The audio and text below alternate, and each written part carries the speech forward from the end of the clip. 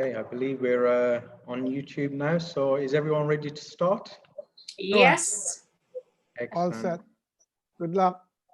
Thank you. Hello, everyone. This is Tahir Mahmood from Dubai. I'm the WBAF Senator for United Arab Emirates, and I'd like to thank you all for joining us today for this webinar, where we'll be discussing the coronavirus pandemic and the new world. Ramadan Mubarak to those that are observing the holy month of Ramadan. I just ended my fast, so with a lot of food, I hope I can keep my eyes open. Panelists, I'll need your help for that. Okay. So look, we know everyone is anxious about COVID-19 and how it has already affected us. But more importantly, how it is going to affect our lives and our businesses going forward. The decision-making process has become complicated in every aspect of our lives. Regardless of what we think the future will bring, we need to revise our short-term and long-term plans. Startups are included in this picture, where they need to revise their roadmap and their financial projections. We all know the flexibility and the ability to adapt to new situations, even very challenging ones, will determine the winners. Today, we'll discuss some of the challenges entrepreneurs and investors are facing and the changes we have had to make and will expect to make going forward. I'm joined by 4 speakers who bring a depth of knowledge and experience when it comes to startups. We have with us fellow senators of WBAF, Viviana Angula from Bolivia, Dr. Tina Alton from the United Kingdom, Salt Katona from Hungary, and Roger Clintus from Philippines. Hi, everyone. Hi. Thank you. Hello. Hi, everyone. Hello. Hello, everyone. So look, I want to start with each panelist providing a brief introduction of themselves and tell us how the coronavirus situation is in your country. It's always best to hear from people on the ground. Let me start with Viviana, all the way in Bolivia in South America. Viviana, you're currently working for a Canadian corporate finance company dedicated to startups and education on venture capital in the region. Please tell us more about yourself and the situation in Bolivia. Yes, thank you so much. Very humbled to be part of this panel. And thank you, Viveris, for including Bolivia in the WBAF. And definitely, I've been working for the past 15 years in diverse programs focusing on entrepreneurship and investment from Puerto Rico, Peru, and through Valhalla. We've visited about 23 countries so far. Bringing education on investment readiness and entrepreneurship development. And I helped create the first angel group in Peru. And 2 years ago, moved to my country, to my home country, Bolivia, to start the first accelerator program backed by the corporate sector, which was a personal project, and it's now my passion. We were able to work with 23 startups from diverse industries. And now we are working with a second cohort. So I think my life went into a very nice cycle to bring me back to my country after 15 years living abroad. And you were asking how Bolivia is facing the pandemic. Well, Bolivia now borders around 900 positive cases with around 50 deaths so far. We are 38 days into the quarantine, and it seems it will keep on most of May. We are scared. I'm going to say that because we have a very weak medical system, very, very weak. I think we have so far 600 and some ventilators, if I'm not mistaken, for the whole country, almost 13 million people. Mixed with poverty and political fragility can turn this pandemic into a multi-layer critical problem. And I think that is why the President Janine Áñez, who was recently elected in October, declared very early on a national emergency and implemented various economic measures to alleviate the effects on the coronavirus on the most vulnerable families in the country and the corporate sector as well. Okay, thank you very much for that. And you're right, having a weak healthcare system is one of the biggest dangers when it comes to a pandemic like the coronavirus, and we wish you all the best over in Bolivia. Next is fellow Brit, Dr. Tina, Vice President of WBAF's Global Women Leaders Committee. Tina, are you making use of your 1 hour of exercise time every day? No. I'm not, sadly. All my children are at home. So of course, homeschooling, which I'm terrible at the moment. So by the time the, me time arrives, it really is not going out exercising. But we've been quite lucky with the weather. It's been beautiful weather. So you're able to actually be outside, enjoy the garden, and thinking of getting a trampoline to get some exercise in. But at the moment, no, not utilizing that 1 hour grace period provided. Right, so just looking at what's going on in the UK. Of course, I think within Europe, although we're not part of Europe, we didn't really go into lockdown earlier, like, France and Italy and co. And we've been in lockdown about 4 weeks. Well, I've been in 7 weeks now because I have a daughter who's diabetic, so we had to shield her. So we closed much earlier, if you will.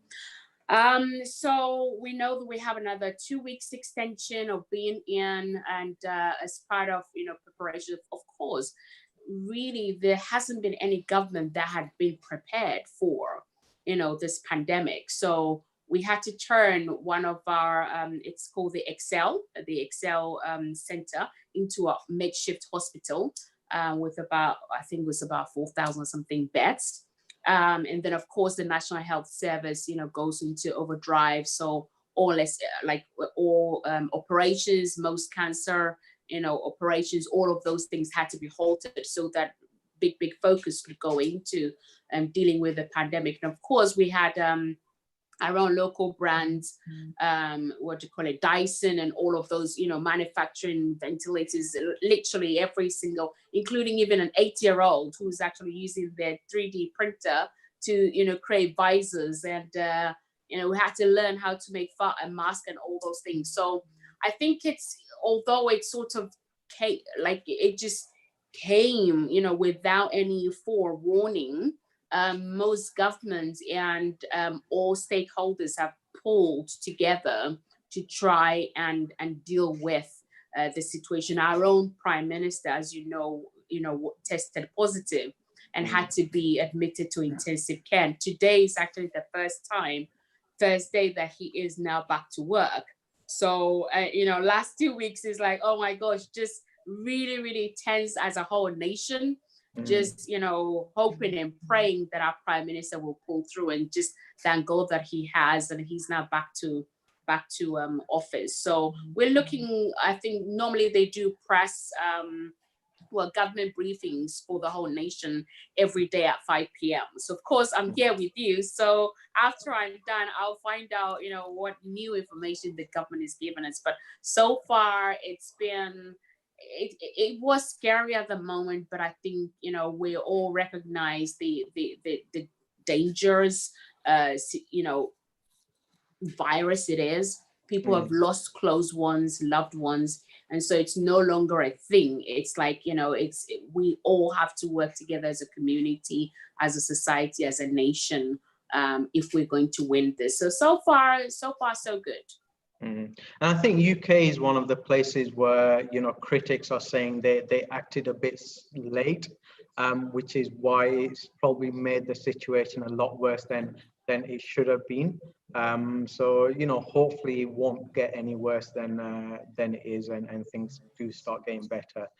So we hope so as well. And I think, to that, it actually goes to really speak to the fact that even our Prime Minister had not been adequately protected from that point of view. He tested positive.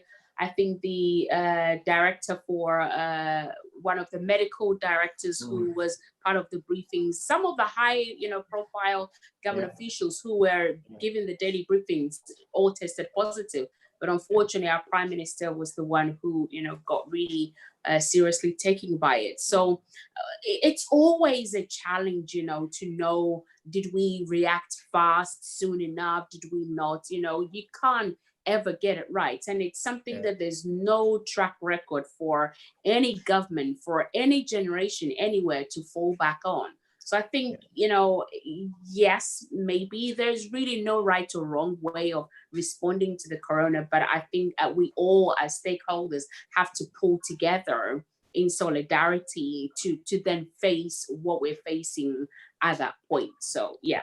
Definitely. Thank you, Tina. And Tina, could you just give a brief background of yourself? Because I know you're very active when it comes to being an entrepreneur, being an investor, advising, supporting women entrepreneurs. So just a brief about yourself, please. Yes, so I'm Tina Rolton. I live in London, and I have many places to travel to. So Corona has to hurry up and go. I have 7 children, and I've been an entrepreneur for over 2 decades now. Run my own businesses together with my husband.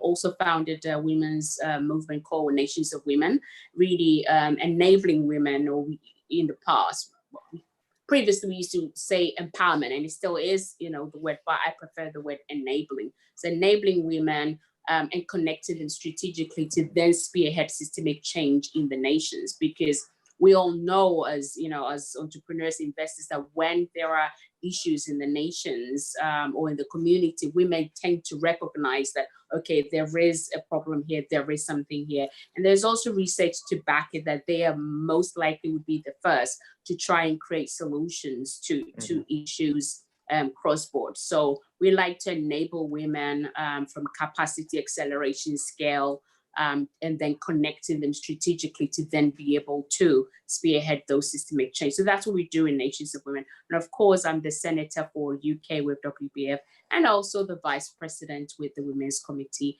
and the self-appointed Moderator for Happiness in the family of WBAF. Fantastic. Thank you for that. Let me move on to Zsolt Katona, who joins us from Hungary. Zsolt has some excellent experience when it comes to venture capital, which I look forward to hearing about. Zsolt, please tell us about yourself and how things are in Hungary. Yes, hi everyone. My name is Zsolt Katona. Greetings from sunny Budapest, Hungary. A little bit about my background. I am a corporate and investment banker as a starter. 25 years ago, actually, I started with a Dutch British bank called ING Barings. Following that, I had the privilege to be the CEO of the Budapest Stock Exchange for 4 years. So I run the top capital institution on the Hungarian capital market. It was truly a great time. And following that, as you rightly said, Tahir, I moved to venture capital investments first, on very interestingly, on the state side, on the government side, by the Hungarian Development Bank. We set up a government-owned venture capital firm called High Ventures. And then I moved to, on the private side, where I am currently, called Solus Capital. We have 2 dedicated funds. They are hybrid funds, so containing private money as well as money from EU structural funds, concentrating on intelligent technologies and digitalization. Started investing in 2018. So far, we invested around 15 startups. And we will hopefully invest in another 50 or so 50. So that's about myself. As for Hungary, the situation is the following. We are right now in the 45th day of the lockdown. So we started relatively early because we were bordered by Austria. At that time, the virus came from the Austrian ski resorts, so we moved relatively early. I think the government handles the situation very well. Hospitals are prepared for the masses of people. Actually, the strategy is to flatten out the curve, so to prolong the cases in time so the hospitals can cope with the patients. So far, around 10,000 people were quarantined. So that's around 0.1% of the population. we have a population of 10 million people. So 10,000 quarantined and 280 people died, approximately 500 recovered. So I think we are relatively well coping with the corona. I think in a couple of weeks' time, maybe mid-May, the government will make the first easing steps. So they might release the lockdown a little bit. But so far, I think we are doing well. The mood of the people is relatively good, and the summer is coming, so I think everybody is trying to be more optimistic. Good. Thank you. Excellent. Yeah, and I think it's you know, a similar situation here in UAE, where you know, in Dubai itself, we had a lockdown up until Friday. Government saw that the numbers are stable. You know, there's not a big increase in number of cases, and I think UAE has been one of the countries that has done the highest number of testing when you look at the population that we have in UAE. So here in Dubai, the lockdown has been eased off, so there's a lot more movement happening. I think Hungary is looking at doing the same thing, where get yourself into a position where things are stabling out and slowly start opening up. So I hope you get there very quickly. Thank you for that, Zolf. And then our fourth panelist is Roger Clintus. I met Roger for the first time in Dubai airport last year when we were heading to Istanbul for the WBAF annual summit. Roger is an edutech entrepreneur and an angel investor with a best-selling motivational book called Beyond Survival. Although Roger represents Philippines, he and his partner Rina spend their time between a few countries. Roger, where are you today? Is it Philippines or is it elsewhere?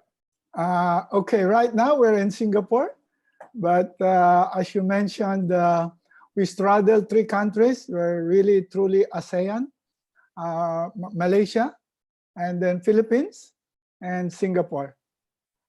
Since you asked about the situation, we're monitoring 3 countries, and it's interesting the way they approach this pandemic. One of the countries started the earliest. I think this should be a puzzle for you, but it ended up with the highest death rate. So it doesn't mean that when you start early, you're gonna end up with, you know, more success. The other one started about 1 week after this country, but it has the highest recovery rate, 67%. So it's quite amazing.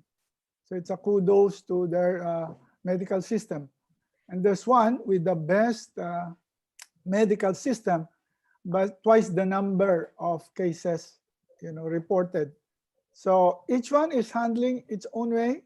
I couldn't say one is right and one is better than the other, but it's very interesting that at the end of the day, it's really the people that counts. To me, the success of any is really, aside from the political will, it's really the ability of the people to rally around that problem. You may have the worst medical system, but if your people gather around it and really do stay at home diligently, and they don't complain, they just go about, they know that stay home means save lives, that's it. So I think Asia is quite lucky in that sense, because when government says, you know, we call it mobility control order, we know what that means. Yeah. When the government is a circuit breaker, that means, you know, don't do it, you know. We're under real code red. When people say community quarantine, it means, you know, get together with your family, you quarantine yourself, build your own community. So each to his own. Very interesting how the people took to it. So that's what I can say about your first question, Tahir. Good. And Thank you. about my background, just quickly, I'm a founder of EduTech with my partner, Rina. We're also in AI Ventures. We're quite lucky that the investments we put in have some technology in it, which later on I'll talk about, which is actually what is very important. We pioneer in neuroscience education, digital transformation, smart cities, humanoid robotics, Internet of Things, gourmet food business, and esports. So it's quite diverse, but all of these have some technology element inside it. And we're proud to say that we have quite a balanced portfolio. That's all I can say for now. Very good. Excellent. And look forward to hearing more about some of your companies that are in your portfolio. So we know how the virus has affected each of you in your country. I'd like to now share with us, I'd like you to now share with us an overview of the startup ecosystem in your respective countries. But more importantly, if your government has put anything in place to help startups. We've been hearing about government stimulus packages for businesses, but is this funding actually helping the startups and the smaller businesses, or is it being channeled towards the larger businesses to support them? Tina, I know the UK government has put in place a number of stimulus packages. Can you tell us more about the startup ecosystem and how the government is supporting small businesses? Yes. So, I mean, the government, like the normal, if we're just looking at the startup ecosystem, our government has pledged a $1.2 billion stimulus package, of which is split into two parts: 500 million for high impact, startups, but working with VCs. So high impact startups backed by VCs can access up to 500 million pounds. And then there is, for the smaller size, startups, there's also 750 million pounds made up of grants and loans that they can access in order to, keep going. Of course, now this coronavirus has made us realize that actually, we really need to support our startups, particularly those in the tech and life sciences space. So the 750 million grants and loans would ultimately convert to a stake in the business. But how they've structured it is like there's a 20% discount on the next funding round for that startup. However, that would be dropped if they have repaid back the loan or the grant. Well, if it's a grant, you wouldn't pay back. But if it's a loan, then within 3 years, then there would be no stake in the business. So from that perspective, I think there is a stimulus package for established businesses, companies, corporations to support them, but then the startups as well. Again, if you're those with VCs, I like how they're doing it. So it's not just, you're a high impact startup, so we're just going to throw money at you, but it's actually collaborating with VCs and other funds to then be able to disseminate to those that are actually viable startups that really needs that support. So far, that's what's happening in the UK. So there's that 1.25 billion pounds, package for just the startup to ensure that they continue, going rather than everything grinding to a halt. And I really think that's the other thing is no government can ever get it right?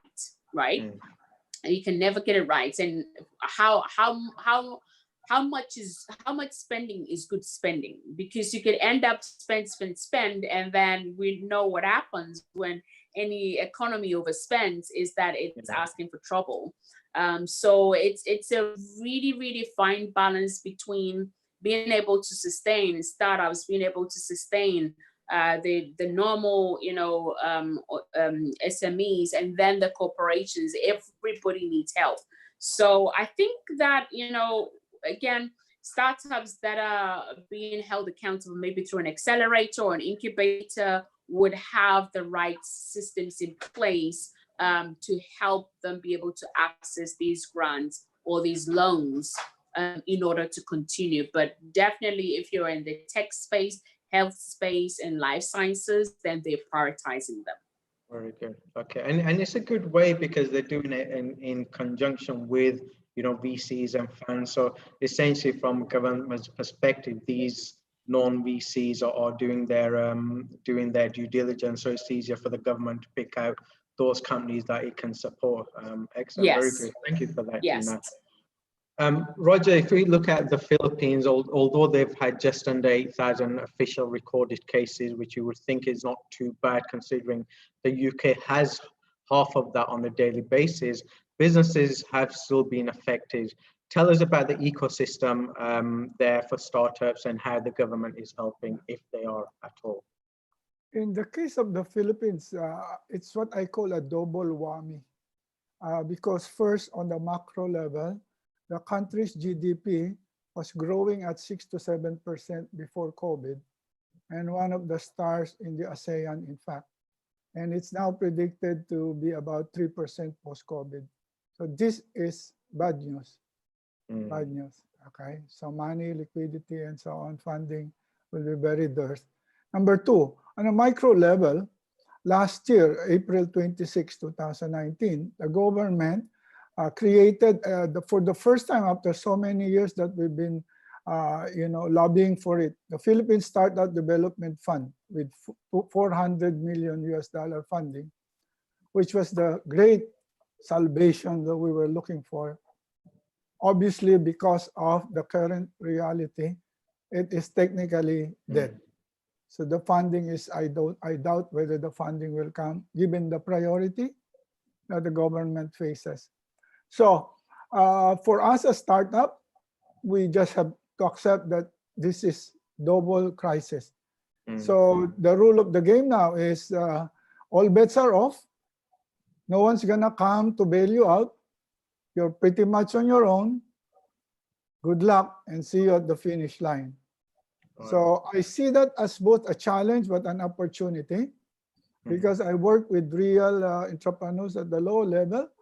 And later on, I can talk to you about how opportunities, small ones, developing countries, show you the power of the entrepreneurial mindset.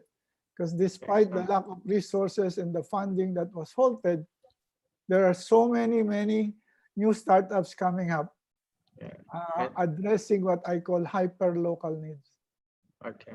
And I guess not just in Philippines, around the world, it's a matter of survival of the fittest now.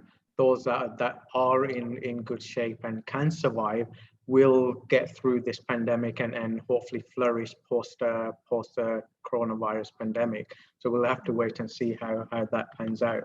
Thank you for that, Roger. Joel, you've spent over 17 years with ING Bank and its securities arm. You've been the CEO of Budapest Stock Exchange. So you were probably spending most of your time dealing with the larger organizations. You then moved into the VC space and started interacting with the smaller companies in Hungary.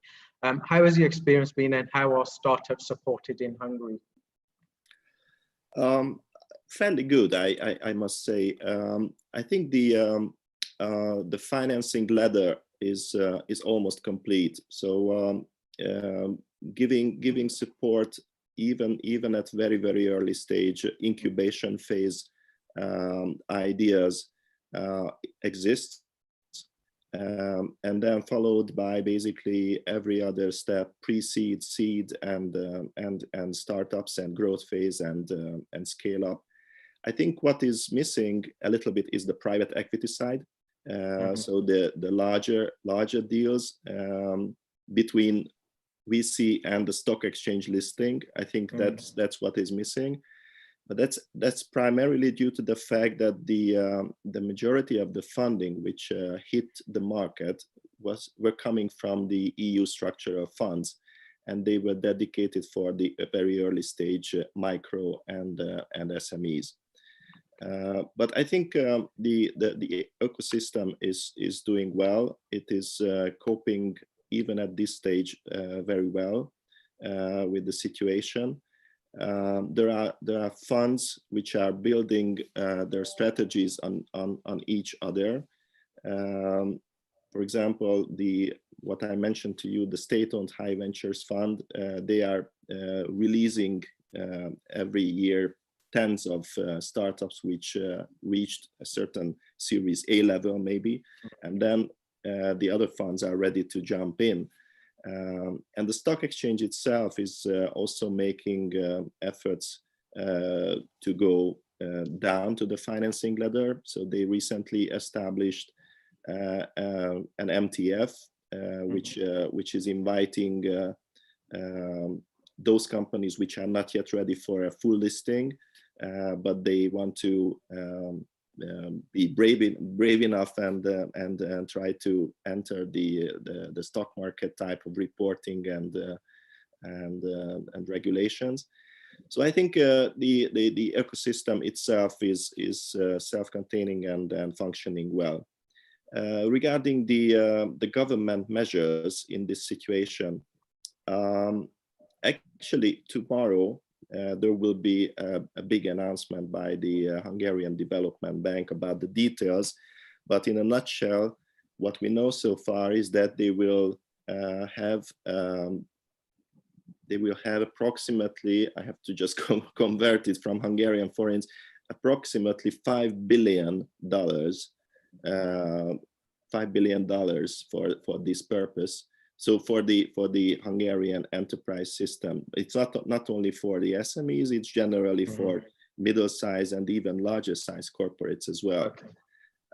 It includes obviously loans and guarantees, but certain part of it, approximately $1.5 billion, will be capital equity type of programs. We will know the details tomorrow, but a certain part will definitely go to the startups, like a crisis management small fund in the value of around $100 million. So we are very much looking forward to this news tomorrow, and I will share with the WBAF community more details. Excellent. Thank you very much for that. Viviana, if you can please share with us details of Bolivia's startup ecosystem and the government support. Whilst you do that, I'm going to see if I can share with the audience a link to your LinkedIn article, which talks about opportunities for entrepreneurs in Bolivia. So please, Viviana. Thank you so much. Bolivia has a very, very nascent ecosystem. There is no venture capital. The first angel group started last year in one city. There are 3 accelerators now, and most of them are initiatives from an individual who actually, like in my case, I look for family office to support this project, and we're currently looking for international grants that can help us live in this non-for-profit model. There is not such a, there is our pipeline is not that big. We need higher education to be able to have a more sophisticated pipeline. The government, this new government, because remember we were 13 years under another government that wanted to stay in power unconstitutionally and that did not really focus on entrepreneurship development at all, and less into investment. So we are hopeful that the new government that will take power will have a better understanding and motivation of what's the value of developing an ecosystem.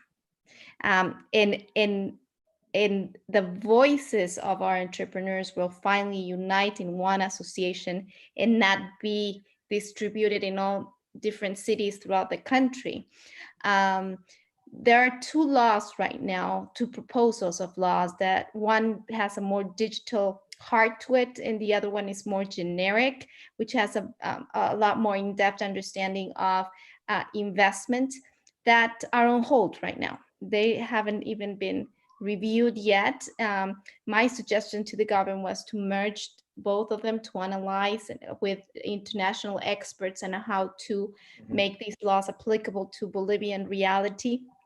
I've been talking to private equity funds which do have large amounts of different funds that to see if they could actually get a proposal out during this time so they can assign a percentage of their of the already running funds to support the startups. This is a very early in the game conversation. If any of you have suggestions of other ideas that we might be creative enough to present, I would really appreciate that. So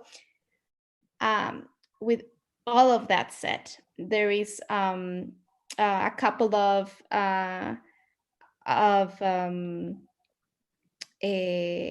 initiatives that the president has put forward that will in some ways support the or help the startups.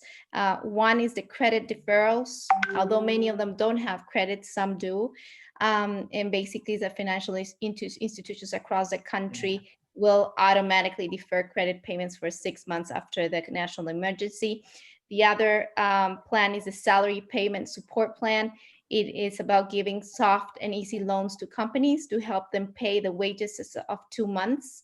Loans will be given on very affordable terms, and companies can request it throughout the country, and those loans can only be used to pay wages and salaries. Very good. Excellent. Thank you very much for that. So look, change is something we've all had to deal with since the start of the pandemic. One common change for most of us is the restriction of movement and having to work from home.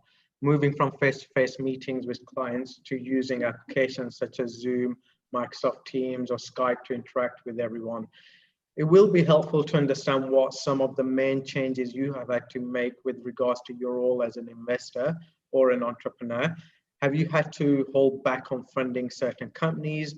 Have you put additional funds into your portfolio companies to help them survive? Has the process for new investments changed for you? Joel, as a VC, if you can tell us about changes you've had to make or that you're considering, please. Regarding the technical issues and working from home office, I don't think there is any major difference which we cannot bridge. So we are holding all the investment committee meetings, all the board meetings. We make decisions on a timely manner. Actually, it's even on a more intense and more regular basis than otherwise. So every week we make new investment decisions. As for new startups coming in with pitching, it's also we are doing that regularly. So we welcome new pitches. We actually give support to the existing startups in a way that we encourage them to talk with us. We don't have any technical problem. Obviously, we are using all these facilities, so it's working very, very well. But in general, I'm always telling our startup investments that please, guys, come to us, talk to us as early as possible. Don't wait until your runway ends. And we try to help them as much as possible. We ease the milestone conditions just to release some additional funds which can prolong their runways. So I think it's working very well. The situation for the other VCs are very similar in Hungary. And we are very much looking forward to these government initiatives, which can help on a very rapid basis some injections into troubled startups. Those companies which are actually in the fundraising stage, that's an interesting point. We have to have some applications which we were forced to turn down simply. So but the companies themselves understood, obviously. If somebody in the entertainment business or in the travel industry or transport logistics or whatever is looking for money at this present moment, they must understand that this is not the right time. Even if we are looking on a longer term, obviously we are not short-term investors, and we are looking for 5 or 7 years exit time, but still they have to understand, and they do understand, luckily, that this is not the right time. On the contrary, there are some opportunistic investments which we are speeding up, because this is the right time where those companies who do not have personal interactions and they can service online and they can develop certain ideas at these present circumstances. they need funding right now, so then we speed it up. So there has been quite a bit of reshuffling in our pipeline, but so far we and also the companies are coping with it very well. Good. So things haven't slowed down. That sounds very good. Roger, how about yourself? Have things slowed down for you?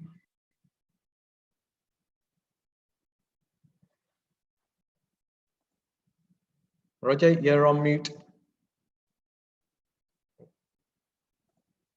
There you go. Sorry. Thank you, Tahir.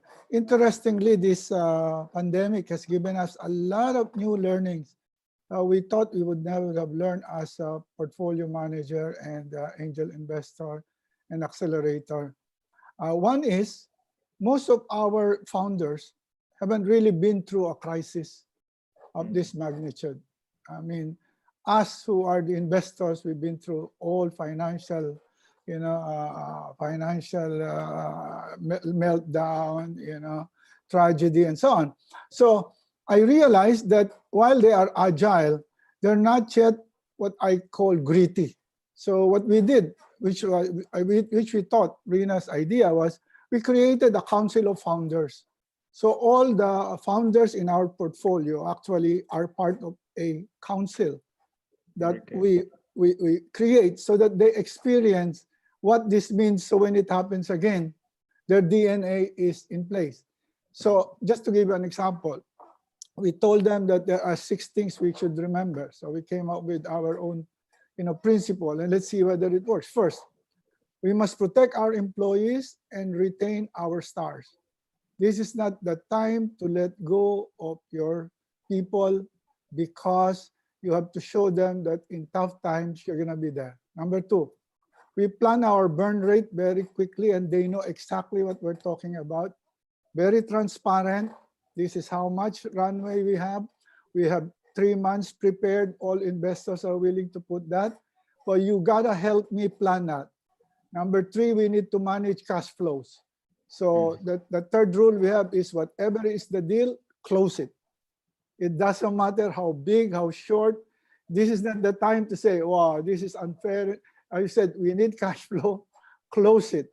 And everybody is closing. It's amazing later on when I tell you. Number 3, we review and restructure our contracts. Our rent, we talk to our lawyer and say, how do we invoke the law and say, we're not bankrupt, but we cannot pay. So we're able to save a lot of fixed costs. Number 4, we agreed to work as a team, meaning the problem of one startup is the problem of all. And finally, we put in place a succession plan. So I asked every startup, so who's the second? What if something happens and we need to declare that someone will have to go to another company? Who's the next in line? It's amazing, but most startups don't have a succession plan. Everybody is in the right place and no one can move. So I gave them the idea that we are one family, and that my AI developer is now working with my IoT. Our HR person is working with our marketing person, and so on. So here's the conclusion. The last 2 months, we had 2 additional investments that we put into 2 companies. We got 1 million investment from a government body for one of our companies. Okay. And actually, we are able to create a new startup in the education business that I'm so excited. We are going to be the first virtual reality education system that's AI real. And it just gave birth during crisis because of the stakeholder that kept bugging us, because we have a brick and mortar, preschool. And then everyone is saying, so what do I do with my kids? So you take him. And we said, okay, we take him, but we take him virtual online. And guess what? That has given us another venture that I think is very exciting, if I can share later on. So Very good. Not the time to stop, okay? When economies turn down, startups should turn up. And so we always tell them, be gritty, be agile. This is the moment. So far, so good. It works. I would say 90% of our startups are doing very well. We still have 10% who will just holding on because it's just not possible to do anything now. So that's my story. Excellent.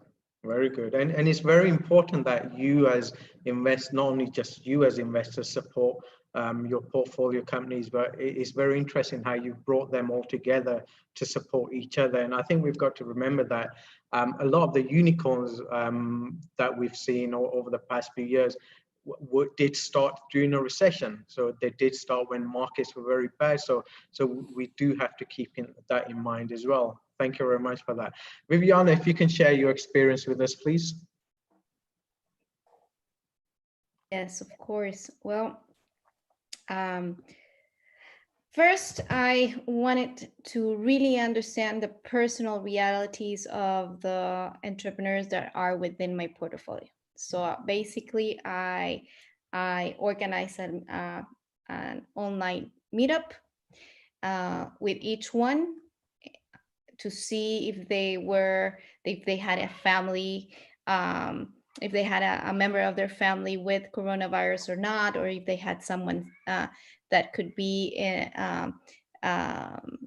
prone to be more protected. I wanted to understand their personal standings first.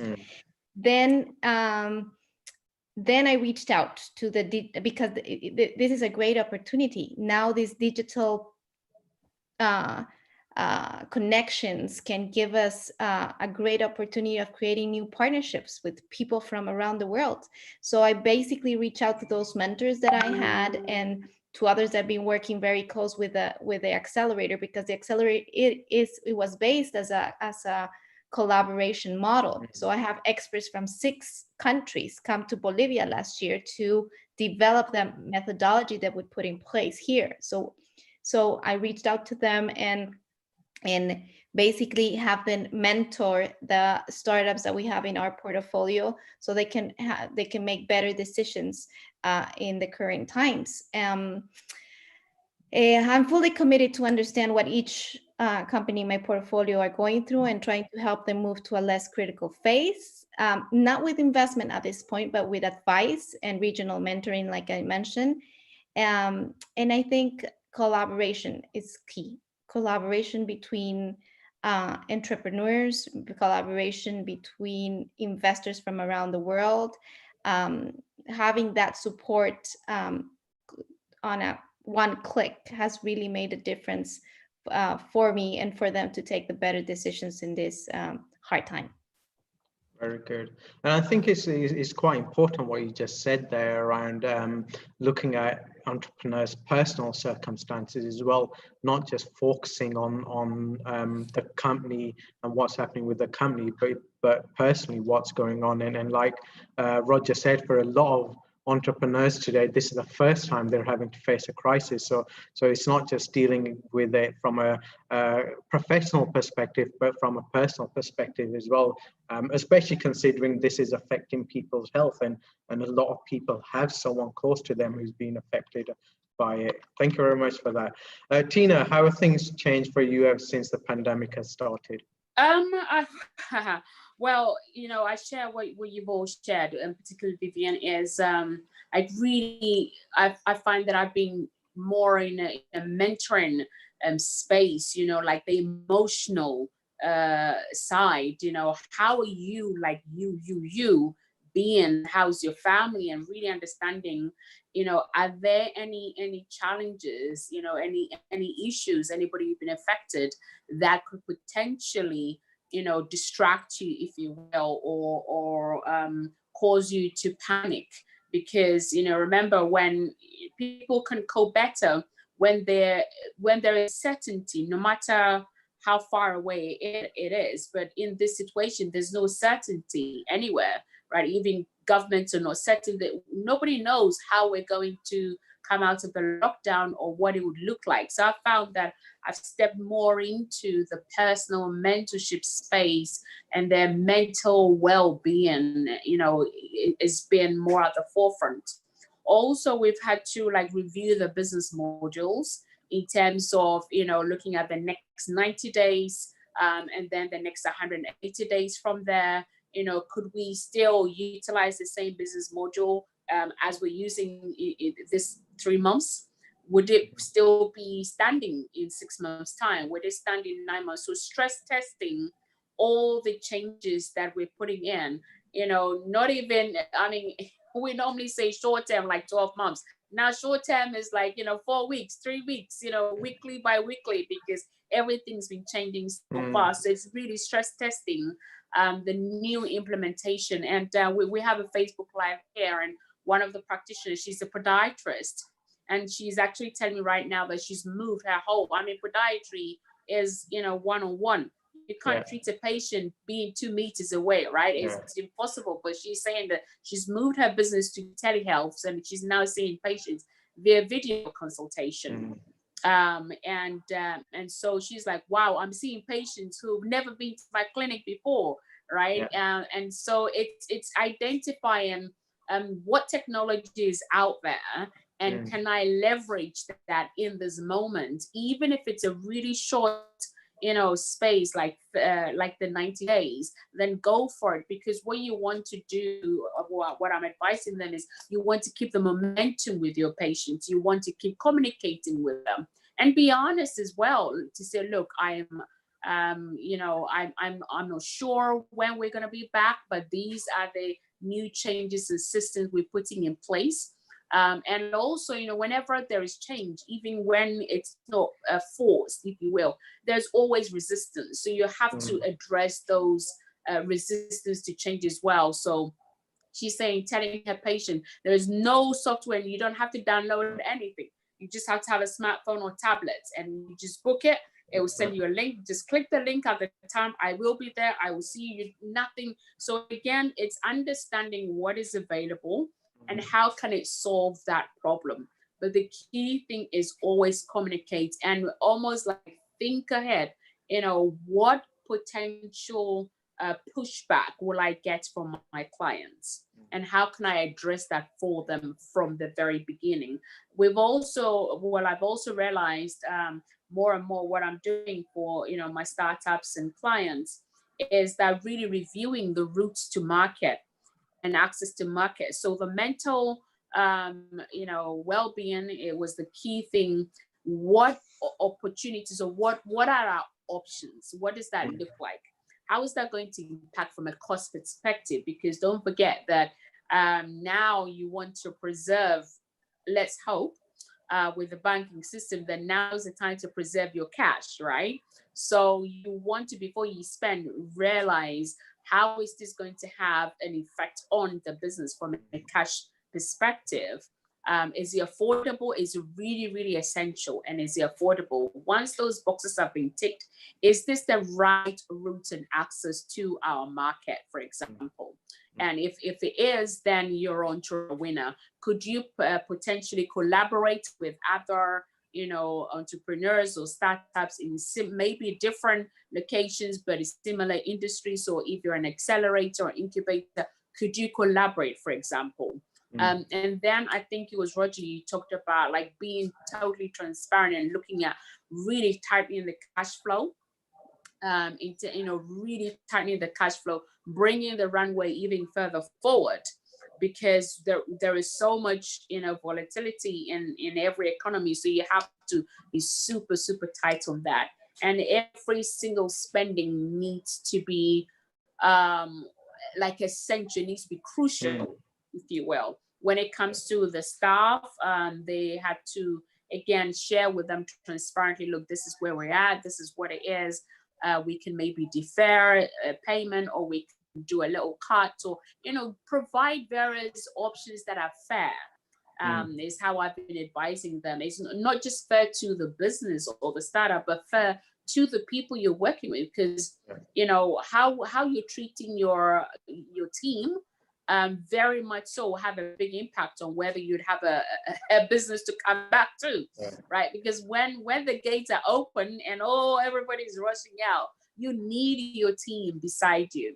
So how you treat them now is so much more crucial. So put all the cards on the table and then let them choose what is fair for them, because they're also living lives. they're also facing similar situations in their own personal lives. And so it's really important that all those are thought through as well.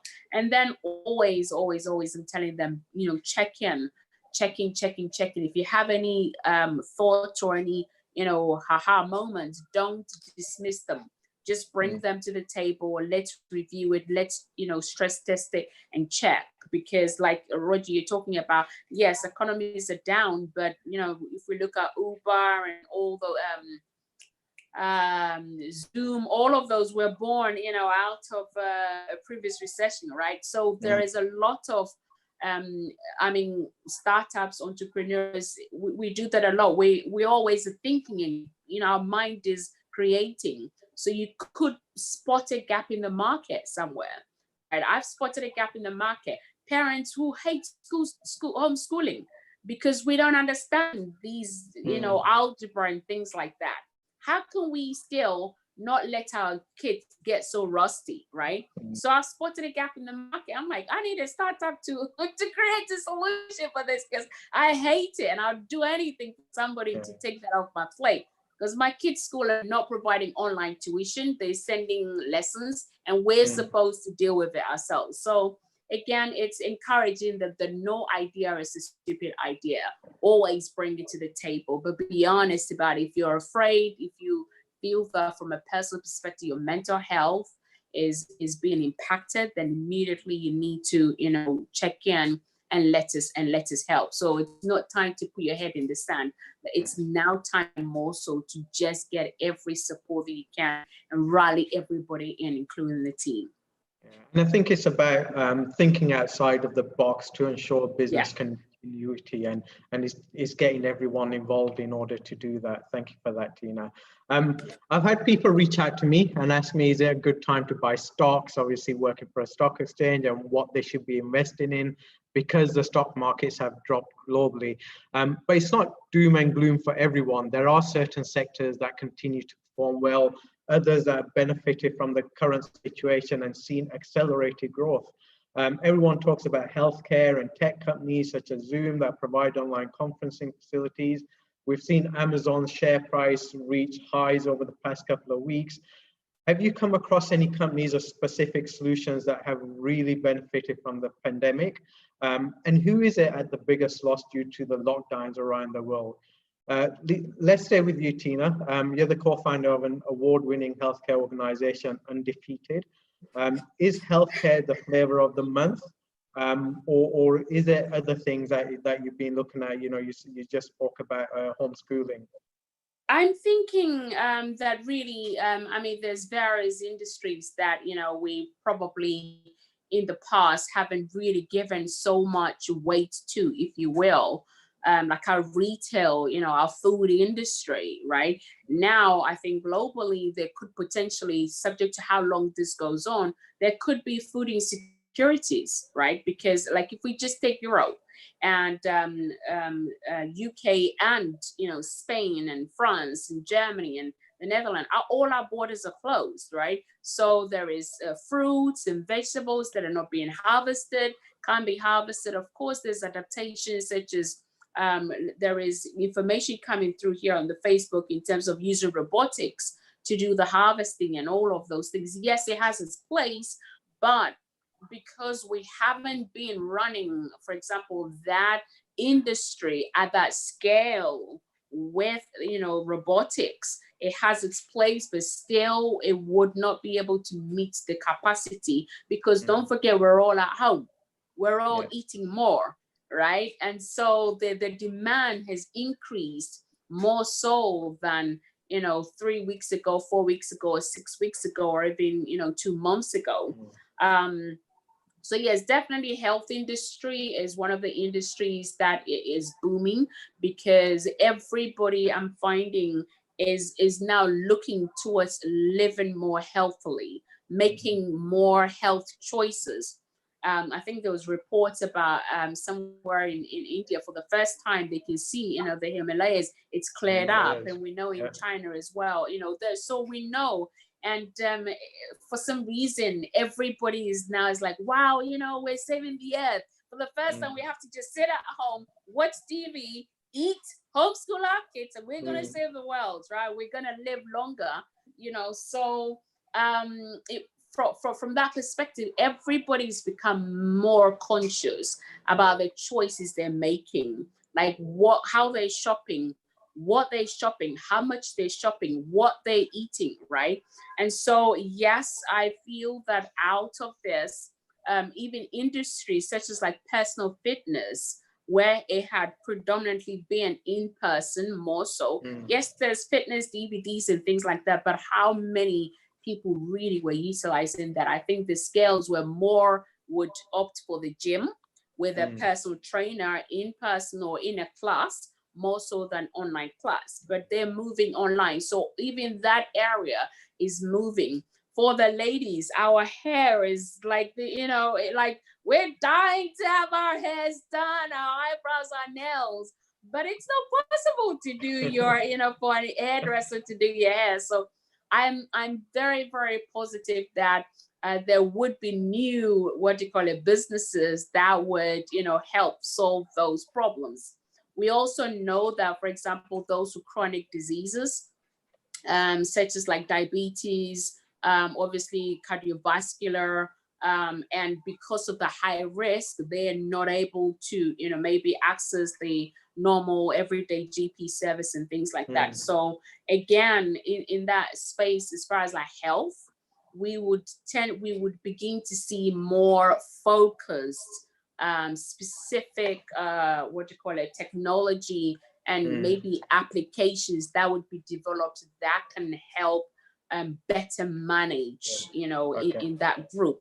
I also actually wrote a white paper back in 2018, can you believe it? Talking about 2019-2020 on education. And the fact that, no longer would employment be dependable on academic excellence, but like gaming in educational sphere is in the past has been seen like, oh my gosh, you let your kids play games, you're a bad mom kind of thing. But that's now, what are we all doing, right? And we're also realizing that academic excellence is no more, but core requirements for employability is now becoming more towards the traditional, like creative skills, soft skills, confidence, demonstrating teamwork. How quickly can you think? How quickly can you adapt? How quickly can, how nimble are you? Because that's what we're all doing, right? From the home to being entrepreneurs, to being startups, to being government, we're all having to demonstrate those skills even more so than ever. And then, of course, you don't create individuals who can think and are strong leaders and, all those merely in the classroom. My leadership skills, I don't think, even my qualification in the university prepared me for that. And so we're going to see a lot of that changing, possibly more parents opting to homeschool their kids and utilizing more technology than ever, again, in education. So, yeah. Good. Thank you. Thank you for that, Tina. Joel, I know you said earlier that there's some deals that you've been turning away, but what is it that you're keeping an eye on, and what is it that you're staying away from a sector perspective? All right. Yes, what I mentioned already, there are certain sectors which we are stepping away a little bit just to see how it goes. Obviously, the automotive industry suppliers and startups which can tap into that market. I think we are a little bit cautious with that, but it's very hard to say because we never turn those down. We just say that, okay, we have something more important companies to look up at this present moment, more urgent ones. So we are just rather rescheduling these type of companies. But obviously the hotel tourism industry, restaurants, entertainment. So these are a little bit rescheduled to a later stage. But everything which is what, for example, Tina said, online education, that's a top priority. We are looking at 2 companies right now. Also, everything which is relating remote working, contactless working. any kind of technical devices solutions that we are currently speeding up. MedTech, especially related to infections and other inventions. For example, we are looking at a company which is, I always truly enjoy in an entrepreneur who is capable to adapt to situations very quickly.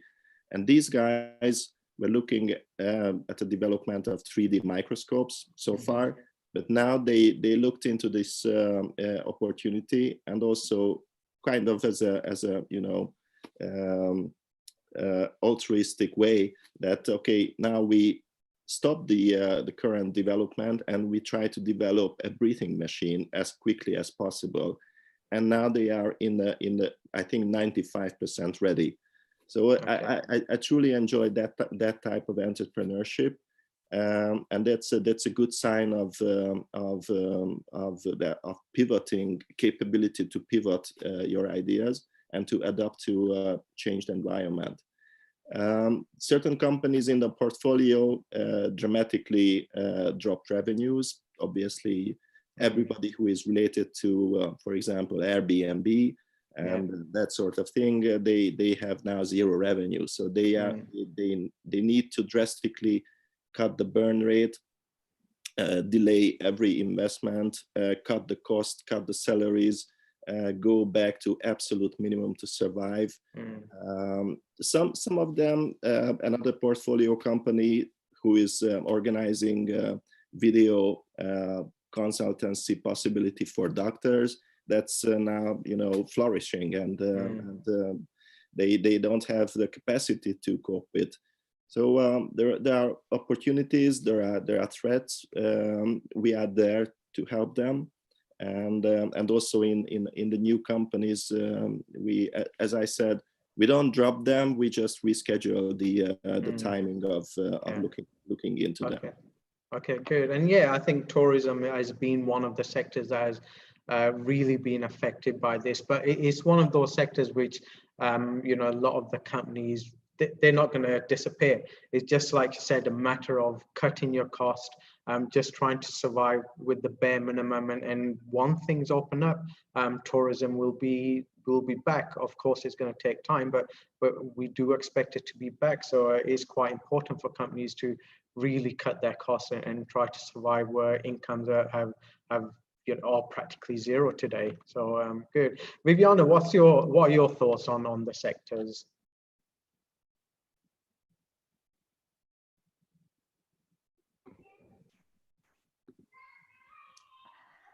Well, there are two clear groups of startups and the effect on the COVID they had on them. Those whose businesses have stopped, and another that tripled revenues. The difference between one and the other, as you know, the delivery, a turnaround through online platforms and services.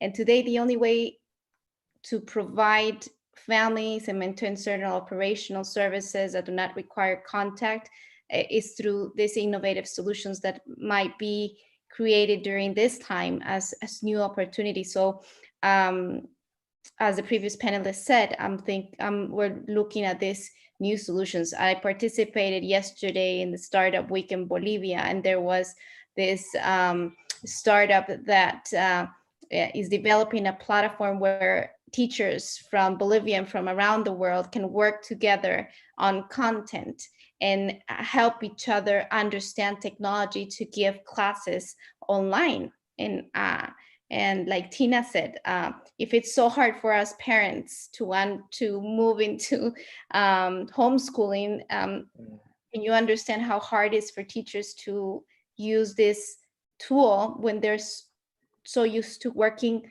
very close and watching their students. So I think we should be in the lookout for those kind of innovations that can come from around the world.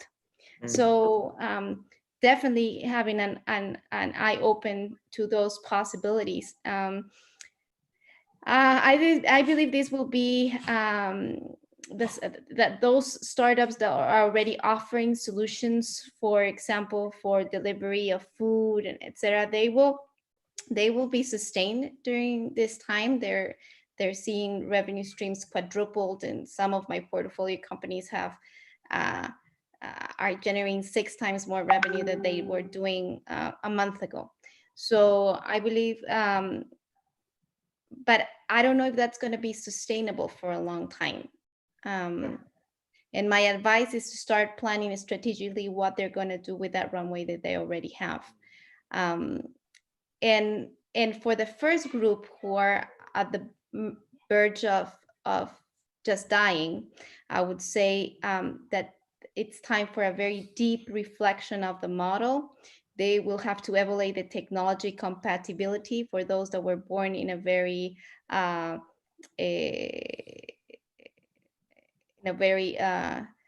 traditional industry, and also question the team makeup and see if they have the quality of people that can take them through this phase. They will also have to reduce anything that is not critical and keep expenses to a minimum. Definitely in Bolivian market, we see that the winners, if we can put winners, are the medical items, food delivery, both for human and pets. New innovative solutions are coming through, and the most affected areas: tourism, restaurants, and construction. Very good. Thank you for that, Viviana. Roger, you've already spoken about edutech. I know you very much focus on tech businesses as an investor. Are there any other sort of sectors which you think are going to flourish? And, you know, could you share any potential sectors which you think you should be staying away from right now? Well, let's talk about the stay away then. What is going to flourish during COVID and after COVID? The thing to stay away as far as we're concerned is what we call sharing economy. These are businesses that rely on people sharing things together on volume, where under the social distancing measures will continue. So we call them real estate, tourism, transportation, recreation, fitness, fashion, furnishings. This will take 3 years to revive to where they were before COVID. Okay. So where's the game? The game is after we sat down, we have what we call a 60-hour CEO challenge. So I asked all my founders, tell me, using AI, IoT, and robotics, where are we gonna make a difference and where can we create new businesses? So let's start. Express service, elderly care, social e-commerce, IoT, AI systems, and digital education. Okay. Okay, so let's start about express service. So far, everything is focused on the delivery side, grocery, food, medicine. We feel that one area where IoT and AI will be very helpful is what we call urban farming. There's a lot of buildings in most places, and on the top of that building is one area where if you can convert this into a simple, low-cost, self-contained urban farming with IoT that measures the climate, the water, and so on. This can sustain one community by itself. So we're looking at that, very exciting. On elderly care, we know there's a lot of telemedicine, mobile medicine. We're looking at individual health diagnostic, a wearable that we have seen now is possible, where you can measure all your vitals. Yeah. And it's connected to the doctor and the HMOs, and you don't need to even be reminded that you're up for a consultation because the doctor can call you. So those are really cutting edge, but simple. On social e-commerce, we found out the importance of what we call influencer marketing, where we like Rina has this gourmet chocolate that is very much based on a nice cafe in a nice mall. And then when they realize that millennials are bored with this, COVID, and they want something new, Rina just came up with the idea of using influencer to, open up a box, learn how to make chocolates, and because there are artisanal chocolates, so they could see it vividly. And then she didn't even expect it. After 3 days, people are buying chocolates not for themselves, but to give to their friends. Give to it. Okay? Very So it good. became a, FOMO, the fear of missing out. So Yeah. in 60 days or 60 hours, their sales went up by 145. So we now refitted, and that we found out chocolate shouldn't be a brick and mortar, but actually online using influencer. There are many things you can think of with that example. AI, IoT, I think we have a lot of things that we can think in terms of delivering those things I mentioned, the wearable, the urban farming. And so, and then we also talk about robotics in hospitals. It's amazing, but with one reality most people probably realize is that many of the deaths are frontliners who actually sacrifice themselves. So we said, if we have our humanoid robotics doing the things that they shouldn't be doing, like dispensing medicine, distributing food, doing the vitals, doing thermal scanning, doing counting of how many are in the room. We can all measure that. So we have a system that does that. We're now using that to monitor the quarantine measures in the government. We gave it to the government so they can now know every piece of land or area, how many people are there, whether they are not following the social distancing. Finally, my favorite, of course, is digital education. So in 60 days, we converted our 20 teachers to become virtual teachers. And we learned something we never knew before. There's a difference between homeschooling, online education, digital education, and virtual education. Okay. People talk about it. The reason why they don't like online learning is because it ended up the parents doing the work of the teacher. Because the teachers also didn't know how to use the power of the virtual. So now we have a new system, again, driven by AI at the back end. We have our own platform. We can know the preferences and the learning pattern of a child, and we can recommend to them 3 types of courses. We call life skills, future ready skills, and then what we call out of school skill. So they can learn to be one day become entrepreneurs, which is what our goal. Number 1. Number 2, they still learn literacy, numeracy, science, technology, but for the purpose of innovating and creating something. Okay, so it's still crafted play. So this is something we're very interested in. Those who are looking into that, I'm very happy to tie up with anybody. We're probably ahead of the curve now, and we're ready to launch our platform. And there's one that Rina and I are looking at, esports. Esports as education cafe. Okay, heretofore, esports cafes are seen as recreation areas. We are now talking to the biggest esports in the country. We're converting all these esports into educational hub. Excellent. Because it will train gamers who are already oriented to future skills to learn more of the skills that we need, because my prediction in the next 3 years, we will need a lot of project development, web designer. We're going to have a dearth of it. So we don't have that system that feeds the pipeline.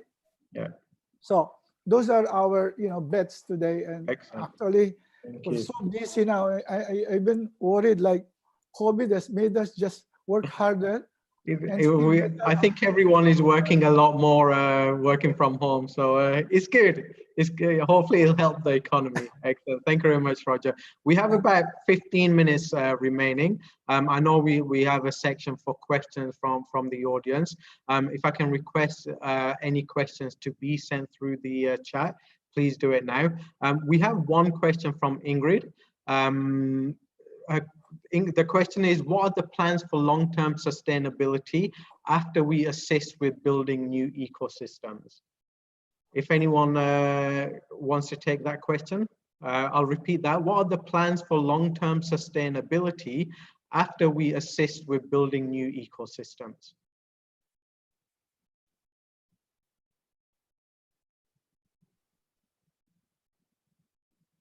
Any takers? I've been busy talking and then realize I'm on mute. I think, first of all, we're going to have to, recognize that there is still uncertainty on the road. And so it's still going to take, I believe that like collaboration and co-creation would be one of the pillars for, sustaining the new systems, if you will, the new ecosystems or protocols, frameworks, whatever you want to call them. Collaboration and co-creation would be very, very crucial. Secondly, innovation. Of course, some entrepreneurs, SME startups may well be in the phase of, okay, let's just get past this place. Let's continue to serve our existing clients, or let's pivot in this way so we don't completely collapse. But we're going to have to look at like really, maybe 10 years or 20 years, but chopping it down again into such a way that, look, if a wave of some sort like this, so businesses actually, if you will have to have like COVID-19 as a line item on their P&Ls, and I did a teaching on it, you have to have, COVID-19 as a line item on your P&L. Time that you're spending to deal with team, to communicate with your clients, all of those that you can't even measure has to be captured and incorporated into the P&L. We're going to have to leverage technology for a long time.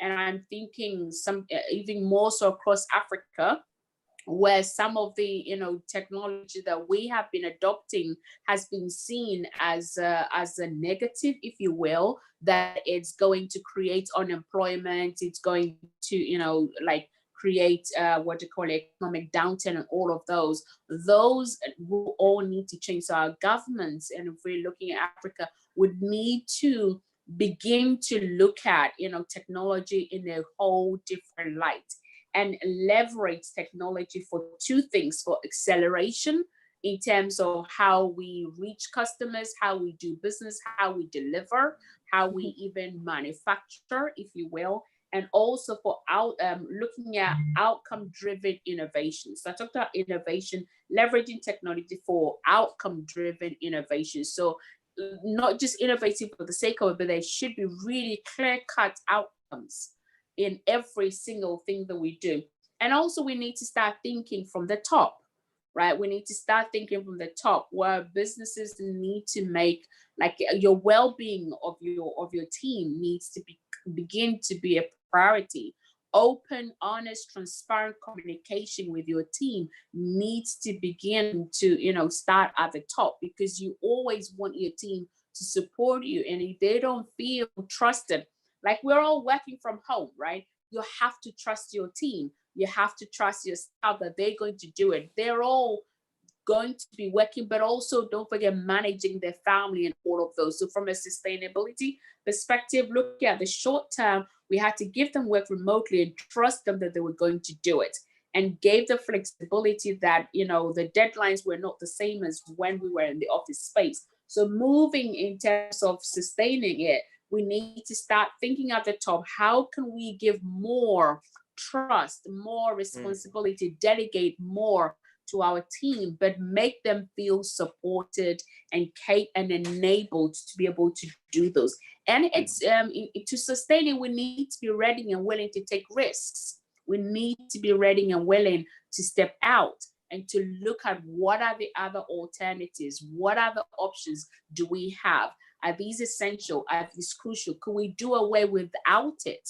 Right. And if we can do away without it, what is the suitable alternative that can be utilized in going forward? So those are just, a few, I'll let others as well share as well. But from my perspective, those would be crucial for sustaining, the future once we put in new ecosystems and new frameworks in place. Excellent. Thank you very much for that, Tina. I've got Ellie, who's asking for contact information. Ellie, please do connect to everyone on LinkedIn. We are all on LinkedIn, so you can search for us on there. And please do reach out to Roger directly. It seems like Ellie wants to know more about the different kinds of education and virtual education. I think because we're a little bit short on time, you know, please do reach out to Roger through LinkedIn directly and connect with him. I think one question, that there's a lot that we haven't discussed. I think there were far too many questions I wanted to put forward to the panelists, and I think the answers have been absolutely fantastic, so we haven't been able to go through them. But before the last of comments from each panelist, there's one question which is close to my heart, working for a stock exchange here in Dubai. So for us at Nasdaq Dubai and other stock exchanges around the world, I want to direct this question to Joel, considering you've been working for a stock exchange yourself, and you highlighted the gap between venture capitalists and you know, doing an IPO, and there just isn't enough private equity money out there. Do you think post the pandemic we can we'll see a lot more companies looking at going and doing an IPO a lot earlier than they may have thought of doing? And this could be because there'll be a lot of companies out there looking for funding. VCs, private equity firms will be a lot more demanding. They'll be pushing valuations a lot more favorable to themselves. And it's going to push companies to start considering doing an IPO much earlier than they would have thought had the pandemic not happened. What are your thoughts on that? That's an interesting point. We will see definitely an increased number of companies they definitely have to tap that market place, because they will have no other choice. The number of those companies in Hungary, it's currently manageable, so the current ecosystem can handle it even without the private equity side, and the stock exchange is capable to absorb those companies. Generally, I think the responsibility of the VC sector right now is not only just monitoring the current situation and analyzing how the revenues are shrinking and what kind of measures should be taken to keep the runway longer, but also to prepare for the recovery period and also beyond. And that relates to your question. So we have already started to analyze what kind of specific recovery pattern will be applicable for each and every portfolio companies, whether it will be a V shape, so there will be a big jump, whether there will be a U shape because maybe the supply chain situation is much more complex and will take more time, or any other type of situations we are testing, and we are preparing ourselves as well as for fundraising or new funds as well, which we plan to launch in the coming months or years, to take these into consideration and help these companies in this recovery and reestablishment period. In general, I think the stock exchange role will also be even more important. I have always been a stock exchange supportive guy, not because I used to work there, but I do believe that in the full financing ladder, and there is in the past couple of years more and more companies did private fundraisings and avoided the stock exchange, which was a kind of natural way of raising money and you know, not taking the burden of the harsh reporting requirements of the stock exchange regulations. But now I think everything will change, and we have to reconsider this new situation, and the whole ecosystem, including the stock exchange, should work it out together. Okay. Excellent. Thank you very much.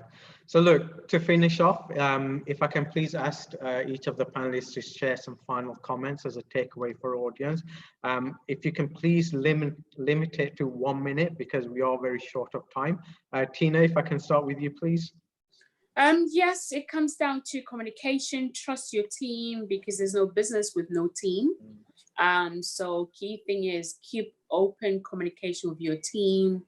If you don't have a mentor, this is the best time to have a mentor, because not only will you have support from a business perspective, but you need a sounding board. You need a solid sounding board. So if you don't have a mentor, this is the best time to find a proper qualified mentor who has been there and got the t-shirt to prove it.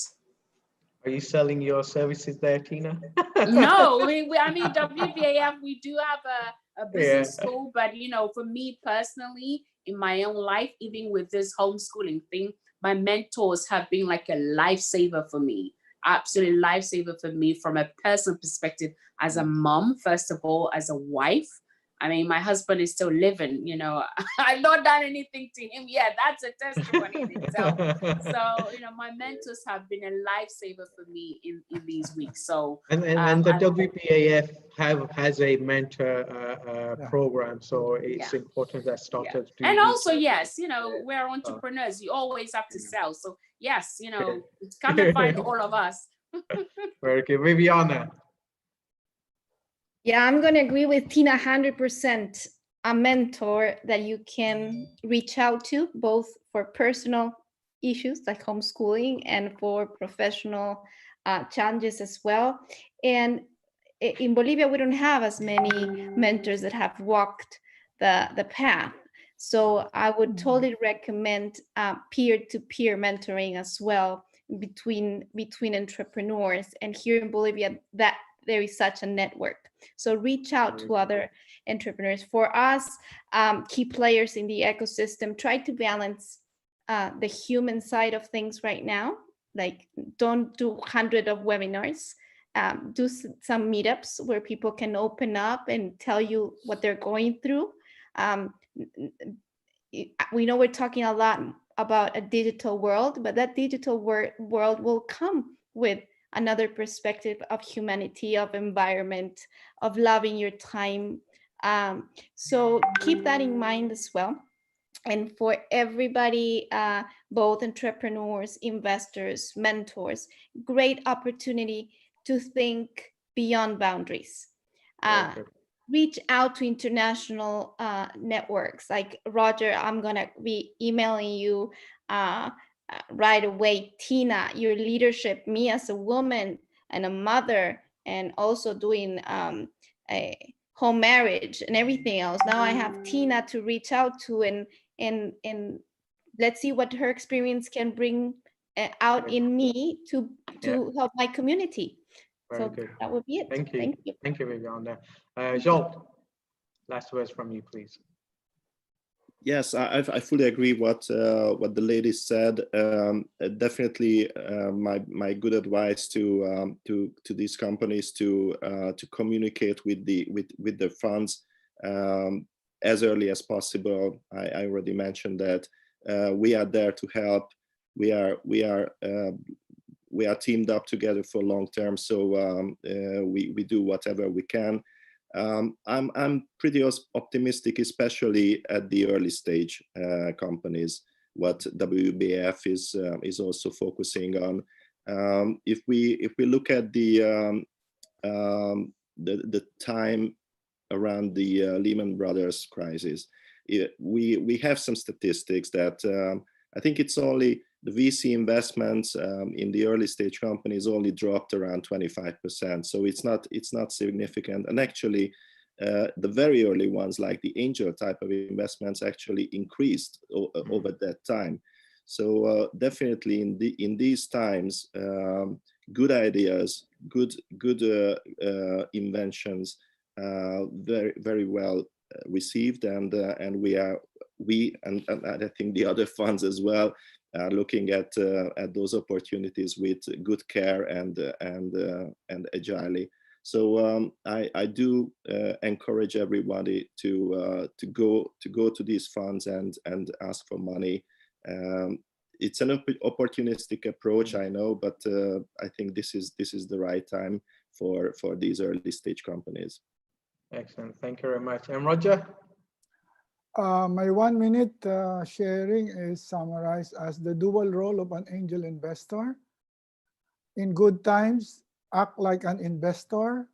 In tough times, act like an angel. In normal times, take more risk. In difficult times, show more grit. Pivot, don't panic, reinvent, not retreat. Thank you. Thank you very much. Excellent, some wise words to end the session with. One of the great things about WBAF is the global network of investors that bring vast knowledge and experience for each of us to learn from. It's a family I'm proud to be part of, because I know for any challenge I may face, there will be more than one person in the WBAF network that is ready to help me. Whether you're an entrepreneur or an investor, we know you're probably going through some sort of challenges right now. Please do feel free to reach out to the WBAF network. I'd like to thank Baybus, Christina, Mariam, and the rest of the team for organizing this webinar. And a big thank you to our panelists, Tina, Viviana, Jolt, and Roger. Thank you for your insights and advice. Thank you to everyone for joining us. Stay home and stay safe. Goodbye, everyone. Thank you very much. Thank you, Tahir. Thank you, everyone. Thank you, Tahir, for Thank you, great Tahir. moderator. Thank you.